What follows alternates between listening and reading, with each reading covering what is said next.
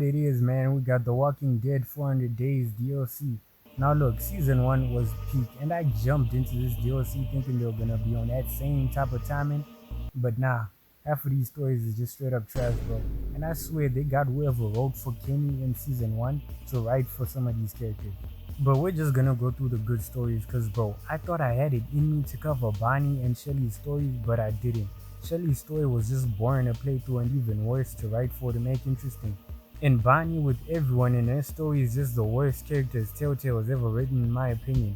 Although granted, I've only ever played season 1 and I've just started season 2, but something tells me that opinion is about to change very, very, very soon. So I'ma just cover the good stories in the order as I would rank them, with Shelly's story at 4th and Bonnie's at last. So let's get into it. Okay, so first off we got Vince. 20 times. I don't even know your brother.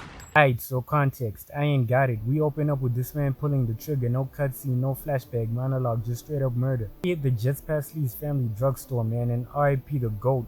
It really should have been Kenny, cause I just found out I gotta suffer this man again in season 2. We sprint down an alleyway and the game gives us a choice to throw the gun up on the roof or in a trash can. Bro, I tossed it up on the roof. Look, I've played enough of LA Noire to know hiding a murder weapon in a trash can never ends well. But sadly, this is Telltale, so you know what that means. Choices, they don't matter. Cause 5 seconds later, we're sitting at the back of a prison bus.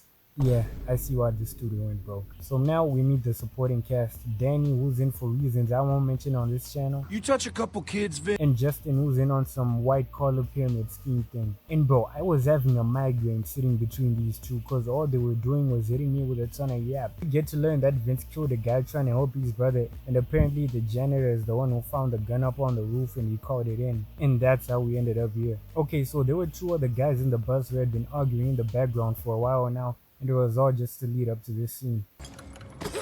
Oh shit, man. Right. Danny and Justin start screaming in my ear saying, Vince, you gotta do something, man. And I'm like, bro, what do you even want me to do in this situation? We are handcuffed and our legs are chained to the floor. So I tell them, nah, man, let the guard handle that. And look, I'm gonna let this next scene play out real quick, because all the guard had to do was knock the guy out and the problem would have been solved. But nah, he gets in and does this. Knock him out. Go, goddammit. That's gotta be racist. There's no way. I'm gonna just keep it real. There's no way. And just when I thought things couldn't get any worse, Staying right here. We're safe inside the bus. Nothing's gonna hold it. and look, man, this just highlights my biggest problem with zombies. The guy got choked, died, and not 5 seconds later turned into a zombie. No build up, no transformation scene, just instant walker. And I'm just sitting here like, man, why couldn't they be on this same type of timing with the duck? And I can already sense the comments telling me, well, that was just because Duck was bit, not killed. And to that I have to say, Shut your lame ass up, man. because we never get to see the guard who got killed by a zombie turn into a zombie. But here's the situation now. We're handcuffed, chained to the bus with the walker inside, the guard laying dead on our only weapon. So we move the guard, grab the shotgun, and shoot the walker. Light work, no reaction. But the sound of the gunshot instantly spawns every single walker in a 5-mile radius to the bus. And the only way out was to choose whose foot to shoot off, Danny or Justin. Whoa. Yeah, man, I chose to shoot Justin. His whole vibe was giving I would definitely sell you out if it came down to it.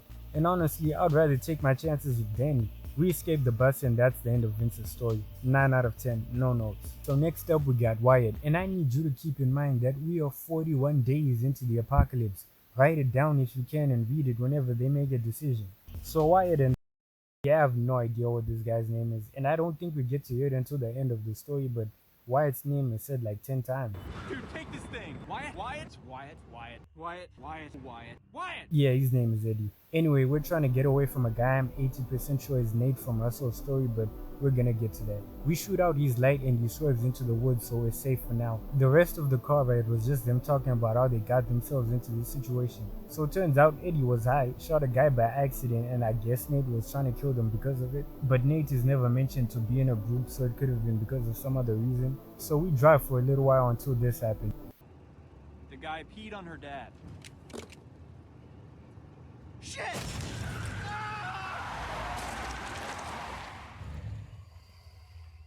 We hit a guy who could also potentially be a walker, so I'm thinking that, you know what, there's no way We're about to play detective and go investigate this at night, surrounded by fog and the undead, 41 days into the apocalypse. Go out there, we check it out, we get moving.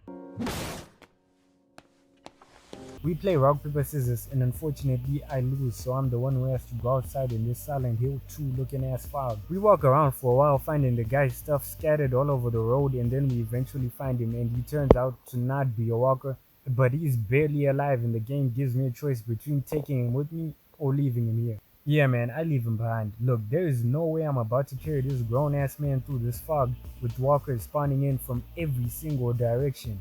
And he's barely alive, and by the game's logic he could turn into a walker right now or in the next few hours. But things get worse because Nate finds us, and I'm assuming it's because of all the gunshots. Since it's never explained how exactly he tracked us down, Eddie has the engine turned on and is yelling out for me, so you would think that the game would either finally introduce a run button for Wyatt or at least cut to a scene where he's sprinting to the car. But no, Wyatt just stands there and watches, even with me trying to move him towards the car. But after Eddie drives away, that's when he remembers he can run. Yeah man, you know what, yeah, I'm done with this. So next we got the last good story in this DLC, Russell's. We're 184 days in, and we open up with him having 80 miles left to get to wherever he's going. We see a car pulling up, and I wasn't about to hide because best case scenario, whoever's in there takes me out easily before the zombies do. So as you already know, Trevor from Team here is called Nate. He offers us a ride, and it was clearly a bad idea to jump at the opportunity. But Russell obviously wasn't about to walk 80 miles without running into some zombies. And something tells me that we would have ended up in the back of the car regardless. So in the car we get to learn that Russell was leaving a group that started killing and robbing people and was headed to Georgia to live with his grandparents. And honestly, the odds of his grandparents being alive are extremely slim, and this man was willing to walk 80 miles to get there. So anyway, we drive for a little while, Nate pulls a prank, and we eventually get to a gas station. Let's look for some supplies in here. See if we can fill up while we're at it. Don't be mad. Fine, be mad. Just stop being a pussy. Alright. Someone at the gas station starts shooting. Nate tells Russell to run out of the car, and this man runs in the direction of the bullets. Nate says he'll cover me, so I'm like, cool, I'm already knowing the plan. All I gotta do is run. But he takes cover, and this man doesn't let off a single shot. But I get to the other side, and we start pushing the truck for cover. They shoot out the tires, and now we've gotta run to the other side. Nate says he'll cover me again, but this is the exact same facial expression I had when hearing that. I tell him to go first, and I start firing. He makes it to the other side and actually covers me this time. We get in behind and sneak inside to find out who's shooting at us, and find out it's just an old man and his wife that we shot. Walt!